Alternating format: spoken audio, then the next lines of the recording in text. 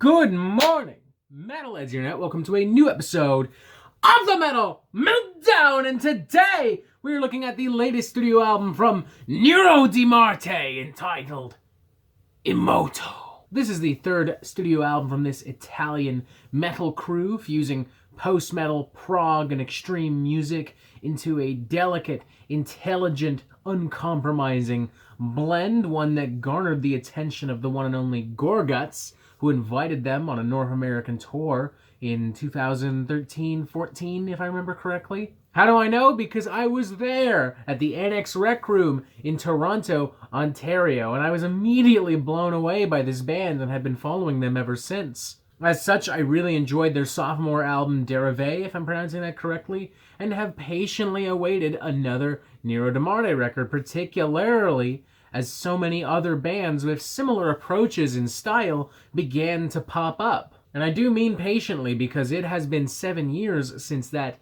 sophomore record, and a lot has happened in the world of heavy metal since then. I have literally changed as a person since then, and it goes without saying that Nero Di Marte is probably going to have to push themselves a little bit further on Immoto if they want to recapture my love and recapture the attention of the metal universe. Thankfully, I think Immoto mostly does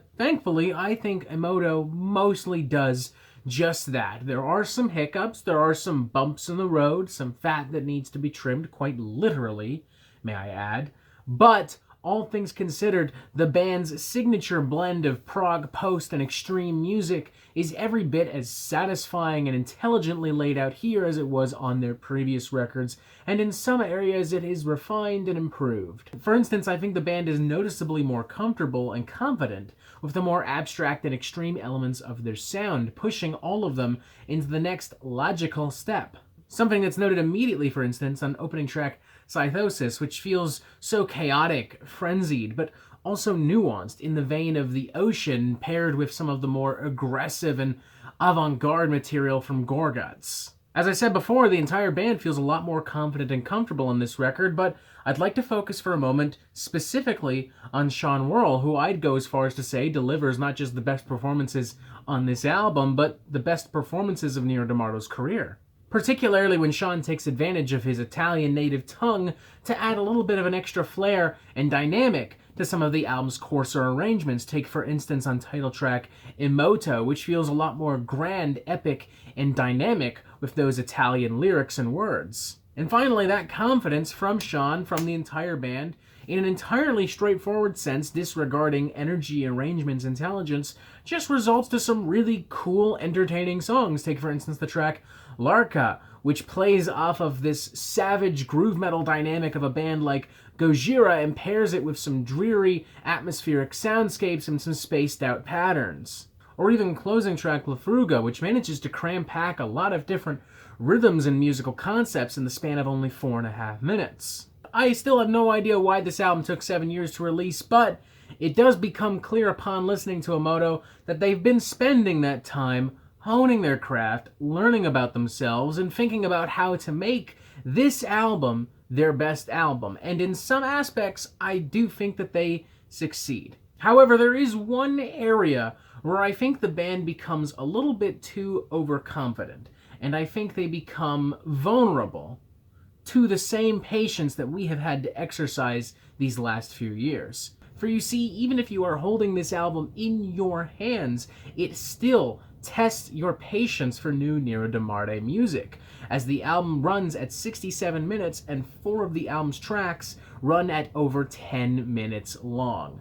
And may I add, needlessly so. There is no need for most of these tracks to run as long as they do. I'll let it slide in the case of Syphilis. I think that that's actually one of the strongest tracks on the record, but when you get to tracks like Iradia, which kind of lumber along on these empty, cold post-metal passages before getting into more extreme elements and pairing them with those melodies and concepts, it does become kind of dull. It does become kind of, dare I say, boring. I mean, I'm not like falling asleep or anything, but I am kind of sitting in my chair going, all right, let's get to the point.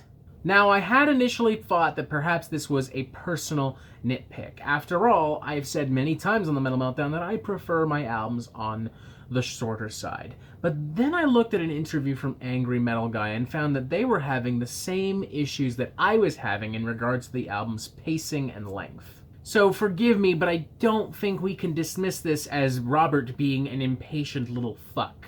Not in this exact scenario. I want to make it clear, this really doesn't have anything to do with the album's actual musical output and DNA. This has everything to do with the fact that these songs are just a little overwritten and played out. Trimming a few minutes off of all of the longer tracks would make a world of difference. I do think that the mixing could be a little better in some parts as well, as the bass and guitar sometimes fuse together into a cluttered, sludgy mess. You could argue that it adds to the chaotic aura of the entire thing, and you're not inherently wrong, but I think I would personally prefer something a little bit more balanced. That I can definitely chalk up to a personal nitpick, though. I'm more than willing to call myself out when need be. I want to make it clear, I still really enjoyed this album, and I'm really happy to see Nero Di Marte finally releasing some new material.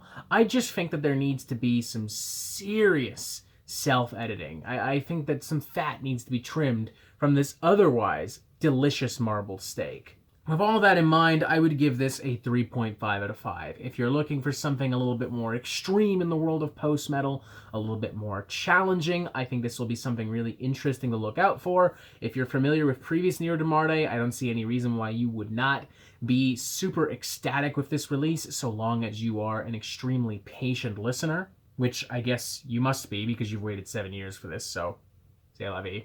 I would even feel comfortable calling this their best album had it been better arranged and edited. And for that matter, I'd also obviously be comfortable lifting the score to a 4 out of 5 in that exact same scenario. But hey, I can't judge an album for what it isn't or for what I wish it was. I can only judge it for what it is. And for what it is, it's still an incredibly entertaining, intelligent, and undeniably challenging record that I think prog and post-metal nerds are going to have a really fun time dissecting.